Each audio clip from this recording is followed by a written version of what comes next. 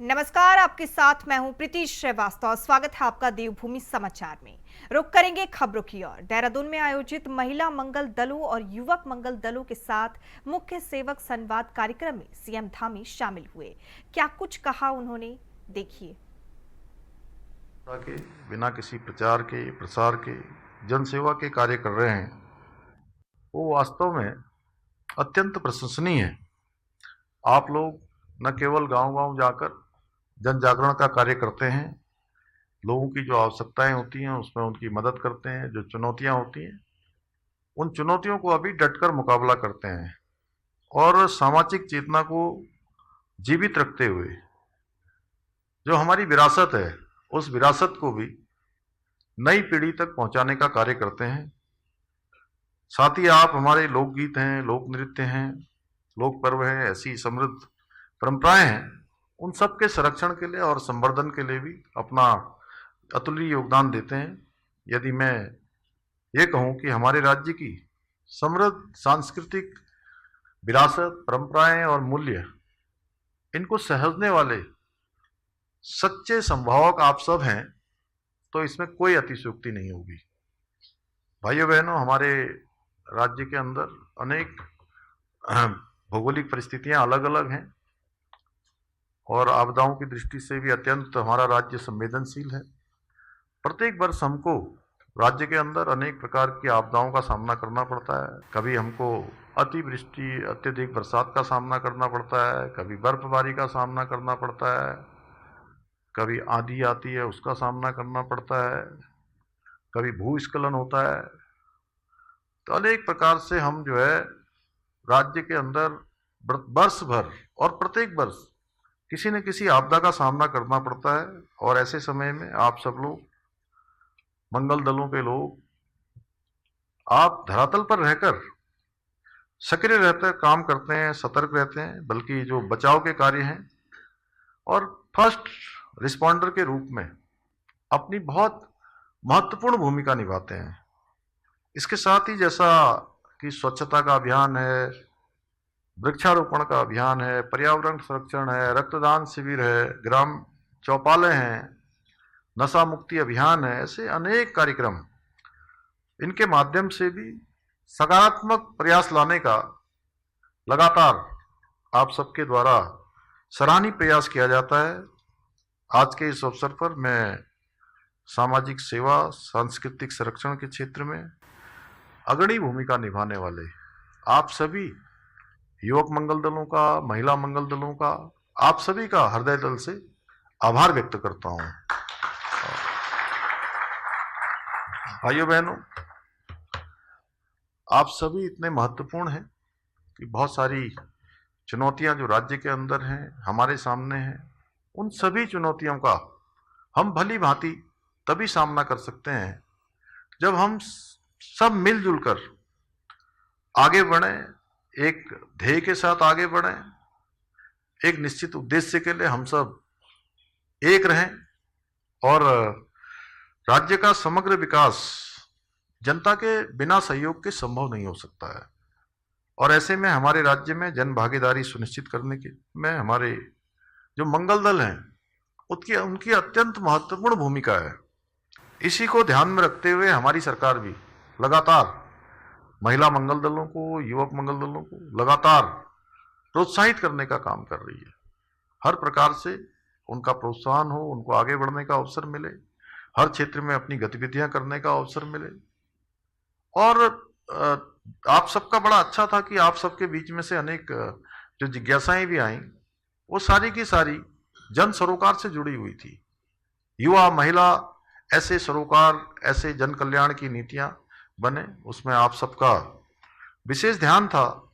और हमारी सरकार अभी तक मंगल दलों को जो 4,000 की प्रोत्साहन राशि भी दे रही है, 50,000 रुपये से लेकर 3,50,000 तक की सहायताएं भी रोजगार स्वरोजगार प्रदान करने के लिए प्रदान की जा रही है। इसके साथ ही हमने इस वर्ष के बजट में युवा शक्ति और मातृशक्ति के सशक्तिकरण के लिए भी महत्वपूर्ण वित्तीय प्रावधान किए हैं। यानी कि नए बजट में हमने एक अच्छी धनराशि का प्रावधान किया है, जिससे कि जो है हमारे युवा और हमारी महिलाएं उनको आगे बढ़ने का अवसर मिले। हमारी सरकार ने मुख्यमंत्री युवा मंगल दल स्वावलंबन योजना के अंतर्गत 5 करोड़ रुपए का प्रावधान किया है। इसके साथ ही मुख्यमंत्री ग्रामीण खेलकूद एवं स्वास्थ्य संवर्धन योजना के अंतर्गत 2 करोड़ रुपए से अधिक का प्रावधान भी किया गया है। इतना ही नहीं, युवाओं और महिलाओं के स्वरोजगार के लिए आसान ऋण मिले, प्रशिक्षण हो, आवश्यक संसाधन सुलभ रूप से उपलब्ध कराने के लिए हमने मुख्यमंत्री स्वरोजगार योजना के अंतर्गत 60 करोड़ रुपए का भी इसमें धनराशि का प्रावधान किया है। लगातार बढ़ते साइबर अपराधों को देखते हुए अब साइबर कमांडो की विशेष शाखा की स्थापना की जा रही है। इसी के तहत उत्तराखंड पुलिस के भी 72 जवानों का चयन किया गया है। आपको बता दें, इन जवानों को 6 महीने का साइबर कमांडो प्रशिक्षण प्राप्त किया जा रहा है।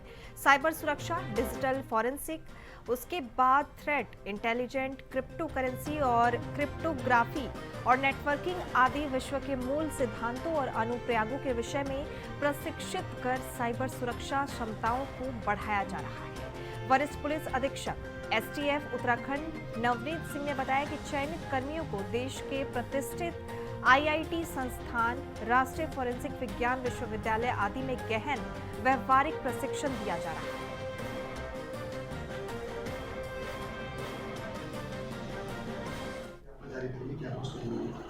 इसमें जो इनिशियली हमारे यहाँ से साइबर कमांडो में कुछ कर्मचारियों का चयन हुआ था और 6 माह का अपना प्रशिक्षण करके इन्होंने वापस एसटीएफ में ज्वाइन कर लिया है। और विगत में जो संवेदनशीलता आई है उसको लेकर एसटीएफ और सीसीपीएस द्वारा एक एडवाइजरी भी जारी की गई। और इसमें जो हमारा सीसीपीएस के अंडर में, एसटीएफ के अंडर में जो computer emergency response team Uttarakhand है वो कंटिन्यू अलर्ट पोजीशन पे है। और इसमें जितना भी साइबर रिलेटेड साइबर अटैक वाली बात आती है या आईटी इंफ्रास्ट्रक्चर या साइबर सिक्योरिटी के लिए होता है, तो उसमें ये टीम जो है कंटिन्यू साइबर स्पेस को मॉनिटर करती रहती है। और इस प्रकार की कोई कंप्लेंट आती है कहीं से तो उसको तत्काल उस पर रिएक्ट किया जाता है। मसूरी में भू माफिया द्वारा अवैध रूप से सड़क किनारे की गई तार बाड़ लगाने से वन जीवों की परेशानी बढ़ गई है। स्थानीय सभासद और लोगों ने इस मुद्दे को गंभीरता से लेते हुए तार बाड़ हटाने की मांग की। आपको बता दें, वन विभाग की निष्क्रियता और स्थानीय प्रशासन की अनदेखी ने इस समस्या को और गंभीर बना दिया है। वहीं मसूरी के हाथीपाव क्षेत्र में भू माफिया द्वारा कई किलोमीटर के क्षेत्र में अनाधिकृत रूप से सड़क किनारे तार बाड़ कर दी गई है, जिससे क्षेत्र के जंगली जानवर और पक्षियों को भारी परेशानियों का सामना करना पड़ रहा है।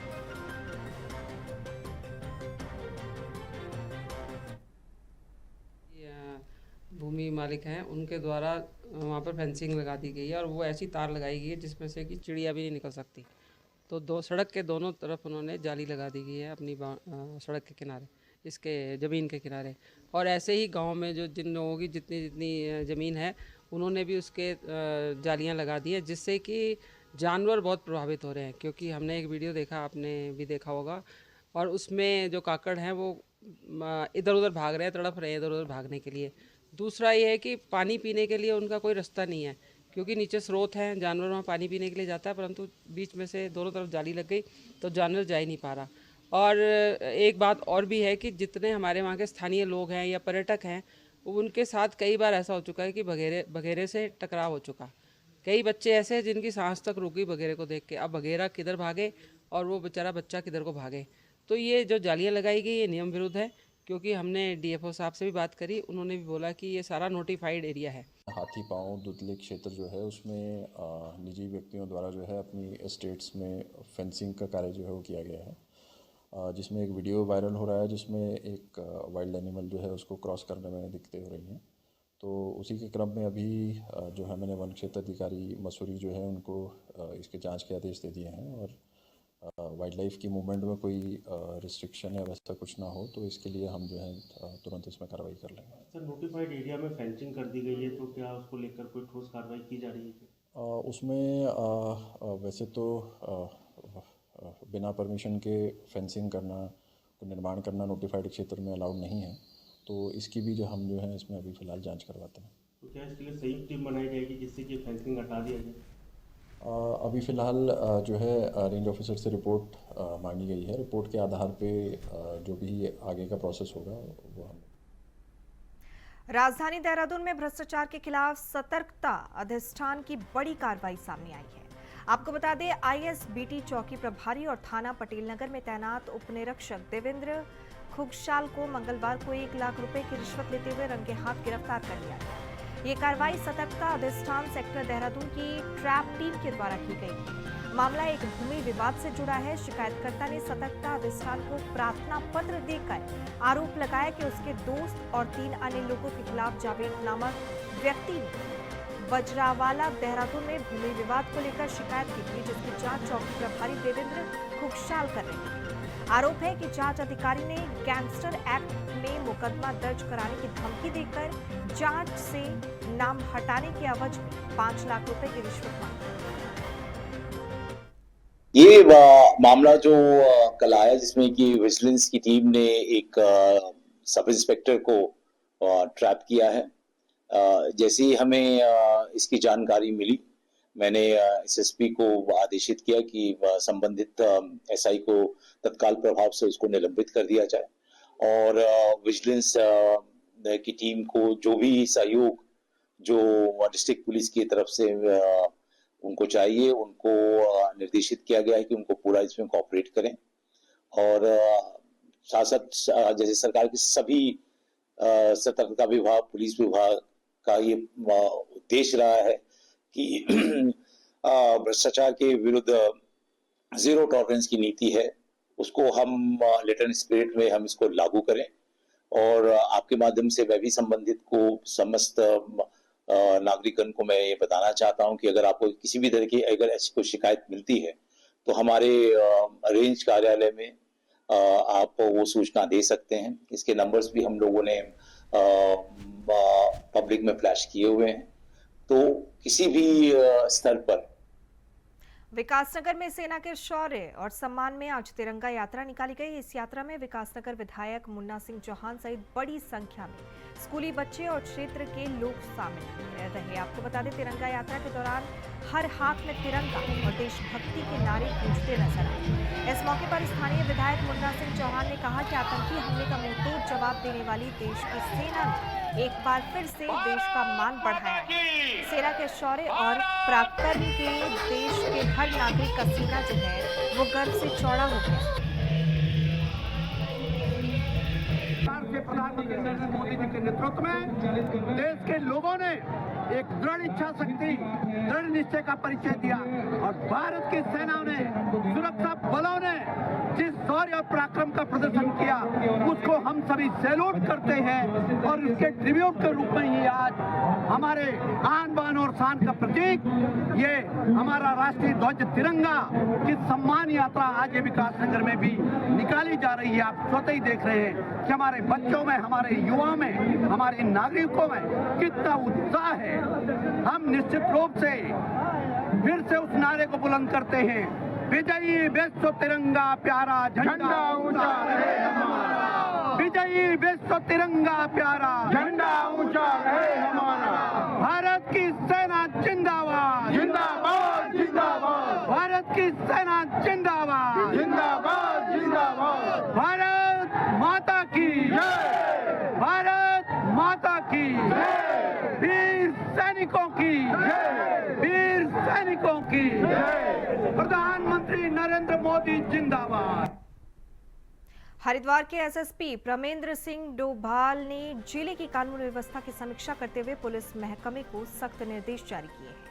आपको बता दें, अपराधों पर लगाम लगाने से लेकर जवानों की समस्याएं सुनने तक इस समीक्षा बैठक में कई बड़े फैसले जो हैं वो लिए गए। अपराध समीक्षा बैठक में जिले भर के सभी थाना प्रभारियों और क्षेत्राधिकारियों को तलब किया गया। आपको बताते चले कि बैठक के दौरान एसएसपी ने जहां लंबित मामलों के निस्तारण में तेजी लाने को कहा, वहीं रात्रि गश्त को लेकर भी सख्त हिदायत दी।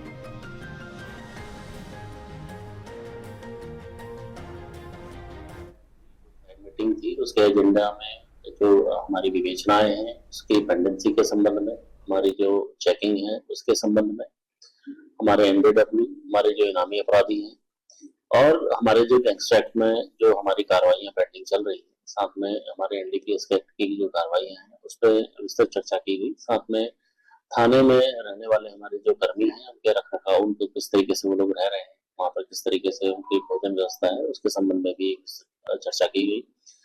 फोर्स में डिसिप्लिन को लाने के लिए साथ में प्रत्येक जो कर्मी हमारे साथ काम कर रहा है और इस फोर्स में जो काम कर रहा है उसका मनोबल को बढ़ाए रखने के लिए जो भी आवश्यक दिशा निर्देश हैं वो सभी थाना प्रभारियों को दिए गए हैं। इस समय क्योंकि काफी अलर्ट मोड पे लगातार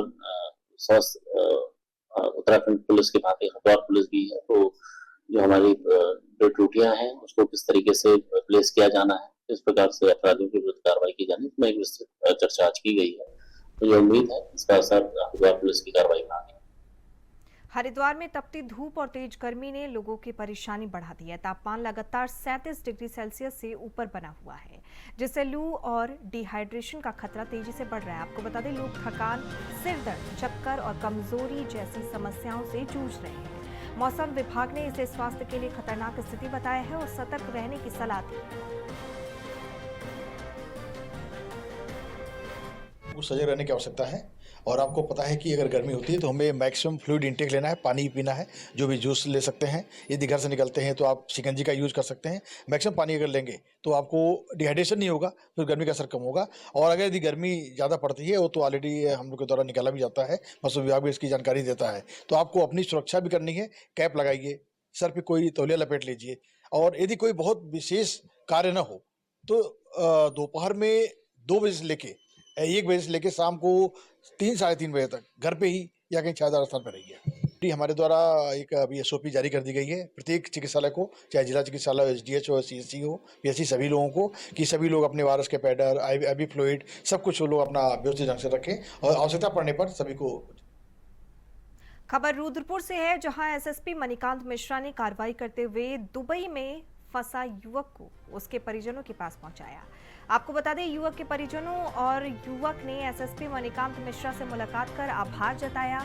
आपको ये भी बताते चले कि एजेंट की बातों में फंसकर युवक दुबई पहुंच गया था। दुबई में युवक बीमार हो गया था और लगातार वापस आने की गुहार लगा रहा था।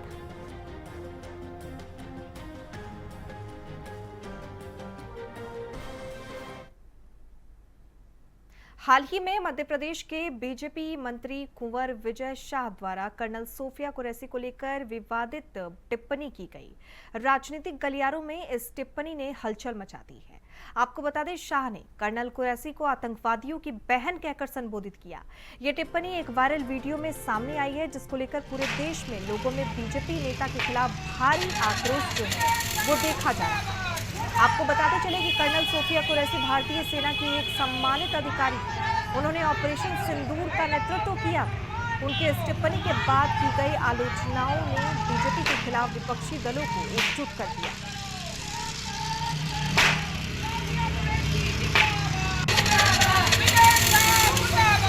बहुत आक्रोश है, क्योंकि ऐसे जो सरकार में हमारे ऐसे मंत्री, जो मध्य प्रदेश के मंत्री विजय शाह हैं, उन्होंने जो ऐसा विवादित बयान दिया, सोफिया कुरैशी, जो हमारी कर्नल सोफिया कुरैशी, जिन्होंने पाकिस्तान के खिलाफ लड़ाई में पूरा अपना रोल निभाया, उनके खिलाफ आप ऐसे अपशब्द बोल रहे हैं कि हमने उनकी बहन को पाकिस्तान भेज दिया, हम उनसे बदला लेने के लिए बहन को, क्या दूसरी बहन नहीं थी साथ में, क्या वो ओमिका सिंह नहीं थी?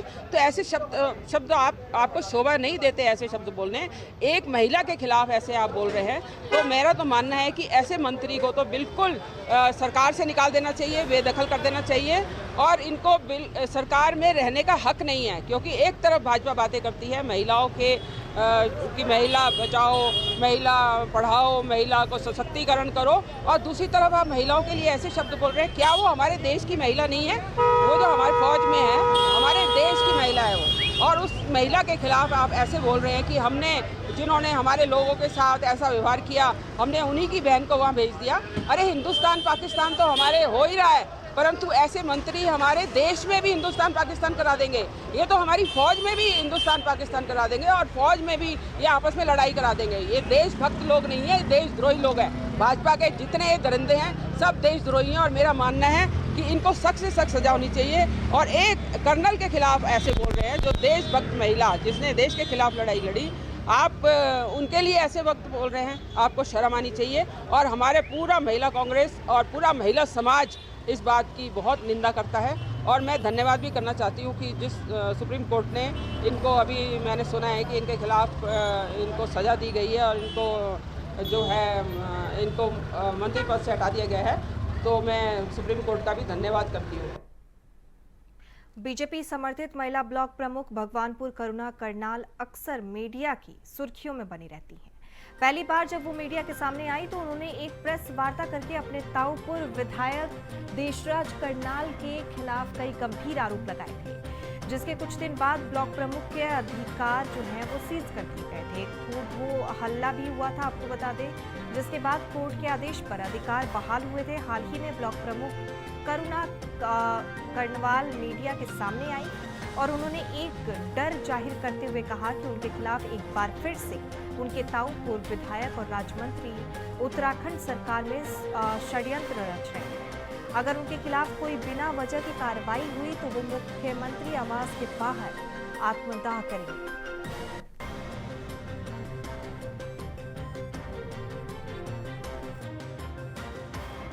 देखिए, डर तो यही है कि फिर से वो मुझे यहाँ से हटवा न दे, क्योंकि पहले भी गलत कार्रवाई हुई थी और इस बार भी, क्योंकि मुझे बार बार सुनने को मिल रहा है इधर से भी उधर से भी कि भाई तुम्हें फिर से हटवा दिया जाएगा। और कुछ तो बल्कि ब्लॉक में भी बातें चल रही थी कि कितने दिन रह गए, इसके 3-4 दिन रह गए हैं और फिर से इसको हटवा दिया जाएगा। तो वो मुझे काम भी नहीं करने दे रहे, क्योंकि अच्छे से अधिकारियों को उन्होंने इतना गुमराह कर दिया कि वो गलत कार्रवाई करने पर उतर गए।